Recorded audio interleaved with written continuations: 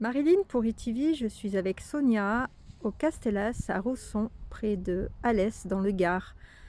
Bonjour Sonia. Bonjour. Donc toi tu es témoin perpétuel, c'est-à-dire que tu as vu plusieurs fois des ovnis. Oui, Ça arrive, donc seule et accompagnée avec d'autres personnes. oui. Voilà, je t'écoute. Alors l'aventure a commencé dans les Bouches-du-Rhône, à Salon de Provence, en 1994. À l'époque, j'avais 14 ans et je vivais donc chez mes parents. Et donc je dormais, il était à peu près vers minuit, c'était fin août, 26 août donc 94. Et j'ai été tirée de mon sommeil à un moment donné, je ne sais pas pourquoi. Et je me suis mise à la fenêtre de ma chambre et j'ai vu quelque chose bouger lumineux. Donc ça m'a vraiment là attirée de mon sommeil. Et j'ai observé une soucoupe grise avec des lumières en dessous en triangle. Ça faisait 3 lumières qui étaient orange et une rouge au milieu. Et donc la soucoupe n'était pas à plat, mais je la voyais du dessous en fait. Il n'y avait pas de bruit. Et donc quand j'ai vu, je me suis aperçue que c'était une soucoupe et que c'était surprenant. Donc j'ai voulu appeler mon père qui était dans la maison, qui devait sûrement dormir. Et quand j'ai eu un mouvement de recul pour aller me retourner de la pièce, je me suis retrouvée paralysée. Je ne pouvais plus bouger. Et à cet instant, justement, la soucoupe qui est d'habitude, enfin qui avançait lentement, s'est arrêtée. Et au moment où elle s'arrêtait, je ne pouvais plus bouger. Je sentais de la chaleur devant moi, enfin une chaleur qui s'amplifiait de plus en plus. Bon, j'ai eu très très peur. Et seules mes larmes coulaient parce que j'étais terrifiée, donc j'étais en train de pleurer. Et ça a duré quelques secondes, je pense, même si pour moi le temps est paru vraiment très très long. Et ensuite, la soucoupe donc, s'est remise à. Elle est restée en suspens comme ça le temps que j'étais paralysée. Elle s'est remise à se déplacer très lentement. Ces lumières se sont remises donc fixes, parce qu'au moment où donc j'étais paralysée, elles clignotaient et après sont remises fixes. Et elle a continué à survoler un canal hydraulique qui était à quelques mètres de la maison. L'observation a duré 10 minutes, un quart d'heure, puisque quand elle s'éloignait, elle allait très lentement.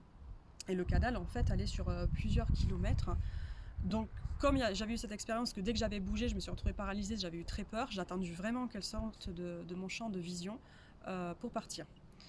Donc là, je suis allée appeler mon père qui m'a demandé de dessiner, de lui raconter tout ce que j'avais vu. Il m'a dit, écoute, c'est un ovni, voilà. Donc bon, là, ce soir-là, j'ai eu peur, mais j'ai pu me rendormir quand même. La taille de l'objet? Oh, j'aurais dit une petite voiture. D'accord. Par exemple une Clio, comme celle que j'ai, on va dire avec la circonférence qui est arrondie. Pour moi, c'était cette taille. Donc pas de bruit. Donc les lumières, ça j'ai décrit. Il y avait un halo lumineux un peu orangé autour. Je ne sais pas si c'était les lumières dessous qui faisaient ça, mais en tout cas, même sur le dessus, ça je pouvais le voir. Et voilà, donc après, j'ai essayé d'oublier ça. Et puis bon, le lendemain, j'en ai reparlé un peu avec ma famille, mais bon, on a repris les activités quotidiennes. Et vers 13 h, donc le lendemain, j'étais devant la télévision. Et puis, je sais pas pourquoi, je vais dehors. Et derrière, vers la chambre de mes parents, derrière la maison. Et donc, ils avaient des grands pins à l'époque. Et donc, je lève ma tête vers le ciel, entre ces grands pins. Donc, le ciel était complètement dégagé, il n'y avait pas de nuages, sauf à deux endroits, il y avait deux petits nuages. Et de là sort la soucoupe que j'avais vue la veille, donc gris métallique, clair, sauf que là, elle n'avait pas les lumières. Et elle sort donc du nuage, tout doucement, elle se recache, et après elle fait un demi-cercle comme ça, elle va dans l'autre nuage se cacher, et elle refait pareil, comme si ça s'amusait, comme si ça sortait d'un nuage à l'autre. Mais j'étais pas à l'aise du tout, parce que j'avais eu peur de ce qui s'était passé la veille, et de me sentir paralysée, j'avais senti ça comme une menace. Donc j'alertais personne, pourtant la fenêtre de mes parents, ils étaient en train de faire la sieste, les volets étaient fermés, c'était à côté, mais j'ai même pas toqué pour appeler parce que j'avais peur. Et je lui ai dit dans ma tête, allez va-t'en, laisse-moi tranquille, va-t'en, et je suis rentrée à la maison, et voilà, ça s'est arrêté là. Donc ça, cette deuxième expérience, j'en ai pas parlé à ma famille, j'avais peur qu'ils pensent que je fasse une fixette sur ce qui s'était passé la veille, puis j'avais pas du tout envie d'en parler, en fait j'avais vraiment envie d'occulter ça. Donc j'ai gardé ça pour moi pendant des années. Et ensuite, bon, j'ai observé d'autres choses après par la suite sur Salon de Provence quand j'allais chez ma famille, quand je n'y habitais plus, mais j'allais les voir parce que mon frère avait observé pas mal de choses aussi là-bas, des boules lumineuses étranges. Il avait eu des interactions avec aussi, avec justement des faisceaux lumineux et qui lui répondaient, un objet qui s'est présenté à lui. Donc régulièrement, on regardait là-bas le ciel. Et là, c'était en mai 2016. Donc on observait par sa chambre un endroit de la colline où on avait observé justement ces choses-là. Et puis on voit des lumières au loin. Et mon frère les filme avec son caméscope et il me dit ouais, je pense que c'est des ovnis et tout. Et moi j'ai dit écoute, c'est trop loin, on voit pas ce que c'est juste des lumières. J'étais pas convaincue. Puis mon frère insiste encore et là je lui dis écoute, je sais pas, je change de comportement, et je m'énerve après lui et je dis écoute, moi je vais en voir un énorme là maintenant et je douterai pas. Et je lève ma main de l'autre côté de la fenêtre, d'un autre pan de colline. Et là, à ce moment-là, un triangle immense, noir, sort du dessus de la colline, il apparaît. Et il se déplace comme s'il avait la pointe en haut qui était relevée, lentement, et dans notre direction. Donc sur le moment, j'ai eu peur parce que je me suis dit pourquoi j'ai dit ça et pourquoi je me suis tournée dans la direction. Donc mon frère me fait des boutades à ce niveau-là. Il me dit il vient te chercher, c'est toi qui les as appelés ou quelque chose comme ça. Mais franchement, j'avais très très peur. Et je lui dis écoute, essaie de filmer avec ton caméscope, puisqu'il avait juste avant, j'essaie de le prendre, et là le caméscope qui ne marche pas. Donc je dis mets-le en charge quand même, essaie, mais ça ne marchait pas non plus. Donc comme il avançait toujours dans notre direction et qu'on pensait qu'il allait passer au-dessus de la maison, je lui dis viens, on va appeler mon père et mon autre frère, et on va aller sur la terrasse et je pense qu'on va le voir. Donc on a appelé la famille, on est parti dehors. Et donc arrivé sur la terrasse, pile à ce moment-là, il passait au-dessus de nous, donc au-dessus de la maison à quelques mètres. Mon père estimait la taille de cet engin comme un stade de foot à peu près. En fait, il englobait plusieurs maisons et jardins.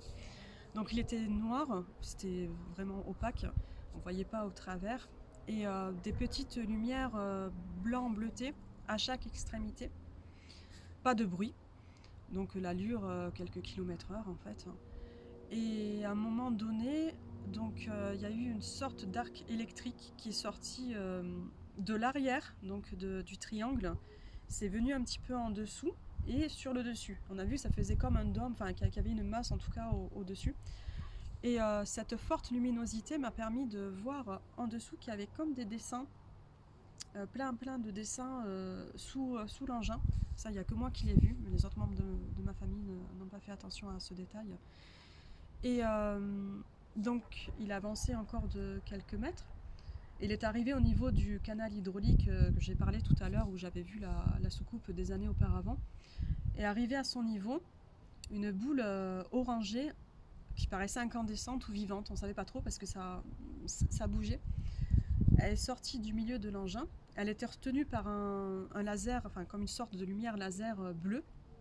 Et donc la boule est tombée, on suppose, dans l'eau. On n'a pas entendu le bruit, mais c'était vraiment l'endroit où il y avait le canal. Et tu aurais pu entendre le bruit si c'était tombé dans l'eau? Je pense, ou parce pas? qu'il est à Ouais, quelques c'était pas mètres loin. quand même, D'accord. mais vraiment on n'en a pas entendu. Donc Il n'y a pas eu de projection d'eau non plus quand Non. c'est passé dans l'eau? Non, mais bon, est-ce que c'est qu'on n'entendait pas? Est-ce qu'il s'est allé dans l'eau ou pas? On ne savait pas, on supposait. Ça a duré quelques secondes qu'on ne voyait plus cette boule, et ensuite elle est remontée dans le vaisseau. Combien de temps après? Ça a duré quelques secondes. C'est pour ça qu'on supposait que c'était tombé dans l'eau du canal, puisqu'il y avait de temps de traverser, on va dire, la largeur du canal. Voilà, ça durait quelques secondes, et par rapport à l'allure où allait l'engin. Parce que pendant ce temps que la boule était dans l'eau, l'engin continuait à avancer. Oui. Et après, elle est ressortie au même endroit qu'elle était rentrée, ou plus loin? Oui, non, ça paraissait, vu qu'il a avancé, ça paraissait au même endroit, en fait, comme si ça avait duré quelques mètres et que ça avait été récupéré. À la même allure aussi, c'est descendu assez lentement, c'est pas tombé d'un coup. Et donc on a continué à regarder l'objet, et au niveau de la ville, en fait, il était vraiment au ras des immeubles, des petits immeubles et même des antennes. On se demandait comment il faisait pour pas s'accrocher. Donc on a observé jusqu'à ce qu'on le perde de vue, et on s'est dit, vu que la base aérienne était à quelques kilomètres, c'était obligé qu'il l'ait vu. Si nous on le voyait en hauteur, c'était obligé qu'il le voie et qu'il allait peut-être avoir des réactions ou autre. Et en fait, il n'y a rien du tout. Et même dans les journaux le lendemain, on n'a rien entendu parler de quoi que ce soit. Pas de témoignages, rien. Est-ce qu'il y avait une sensation étrange? Est-ce que les bruits étaient toujours présents dehors? Il m'a semblé, oui, qu'il y avait des bruits encore. Rien de particulier. Mon frère a regardé sa montre, il se posait la question, est-ce qu'elle allait avoir un problème de temps, parce qu'on entendait parler des fois, donc il a regardé, mais on n'a pas eu de... le temps s'est écoulé normalement, en tout cas d'après sa montre. Et Voilà, donc c'est vrai que c'était une grosse observation. En fait, on a pu être plusieurs et quitter de près. Donc c'était impressionnant. Quelle taille à peu près? Ah bah, mon père avait estimé voilà, à peu près un stade de foot. Ton père était gendarme? Oui, c'est ça, oui. D'accord. Donc il avait l'habitude, lui, d'entendre des témoignages ovnis ou pas? Oui, surtout à une Ouais. période dans les années 90. C'était plutôt des boules lumineuses et des faisceaux lumineux qu'il y avait eu dans la région, où il y avait eu des enquêtes pour certains cas, et bon, il n'y avait pas eu de suite. Et notamment, une fois, en fait, où il était en service, et que bon, ça s'est passé que d'autres collègues ont vu sur place des choses aussi, et ont interpellé. Et donc il a prévenu ses supérieurs, et il n'y a pas eu de réponse derrière, et c'est resté comme ça, en fait. Voilà, pas de suite, en Sans fait, et conséquence, sans quoi. jamais savoir ce qui a pu se passer. Ouais, ils n'ont pas fait d'enquête, ils n'ont pas... Non, après il a revu ses collègues quelques temps plus tard pour leur demander comment ça allait physiquement aussi, puisqu'apparemment des témoins civils et eux auraient été vraiment sous ces faisceaux lumineux, donc savoir s'il n'y avait pas des problèmes de santé ou quoi, mais non, ils n'ont rien eu non plus, et ça s'est arrêté là. Donc vraiment dans les début des années 90, il m'avait dit. Et donc lui avait fait ses propres recherches à travers des livres, à travers des informations autres pour essayer de comprendre le phénomène, mais en fin de compte, c'était, voilà, il faisait ses enquêtes, mais on n'a jamais eu de suite de quoi que ce soit. Donc pour lui, c'était la première fois qu'il voyait un ovni? Pour Là lui. vraiment le triangle, Ouais. ouais. S'il avait entendu parler de ses collègues et tout ça, mais là oui, il a vu. Mais bon, il est resté stoïque, ça n'avait pas l'air de vraiment le surprendre plus que ça. Nous, on était plutôt dans un autre état avec mon frère le plus jeune. Mon frère aîné aussi pareil, il restait très très calme. Et même après, quand nous on reparle avec mon frère le plus jeune, on en parle avec enthousiasme et tout, mais eux on dirait que ça s'est passé, enfin pas s'ils avaient vu un avion comme si c'était normal, quoi. C'est étrange. D'accord. Les comportements de chacun. Et oui. Et après, le prochain que tu as vu, c'est... Alors, c'était au mois de juillet, donc là c'était sur Alès, où j'habitais donc dans le Gard. Et souvent avant de m'endormir le soir, je regardais le ciel, ça me détend avant d'aller dormir. C'était, je crois que je me rappelle plus exactement la date, mi-juillet je crois, ou début juillet, je sais plus, j'ai un doute. Et vers 22h, 22h30, et donc je vois sur l'angle gauche de ma fenêtre un objet apparaître, mais là assez près. À hauteur aussi, pareil, ça dépassait un peu les maisons à étage. Donc un cylindre, c'était gris métallique aussi, et avec un hublot à l'avant, où j'ai vu en fait des personnes dedans. Et pour moi, j'ai identifié un homme et une femme comme s'ils étaient en tenue de travail. C'est-à-dire en tenue de travail? Comme une combinaison en fait. Alors c'était un peu marron ou bordeaux, je sais pas trop la couleur. C'était un peu sur ces tons. Comme des humains? Pour moi, oui, j'ai identifié un homme et une femme, mais comme humain, comme si la femme était assise en fait, qui était plus près du hublot et qui avait un chignon bas, et l'homme des cheveux courts, mais je voyais quand même des cheveux, donc pas trop courts non plus. Châtain, les deux apparemment la couleur des cheveux châtains. Et qui avait l'air, la dame assise, et puis l'homme d'aller et venir comme s'il se déplaçait à l'intérieur. Il te regardait pas? Non. Et la taille, on aurait dit un minibus à peu près. Et c'était relativement bas, et je voyais quand même. Il n'y avait pas de halo lumineux sur celui-là, par rapport à d'autres que j'ai vus. Un autre sien que j'ai vu une fois, il n'y avait pas de halo lumineux. Mais donc j'ai cru que j'hallucinais sur le moment. Je dis qu'est-ce que je suis en train de voir. C'est pas un hélicoptère, c'est pas un avion, il n'y a pas de bruit. J'essaie dans ma tête de chercher ce que j'étais en train de voir, parce qu'il y avait quand même un homme et une femme que je voyais dedans. Donc pas d'interaction non plus.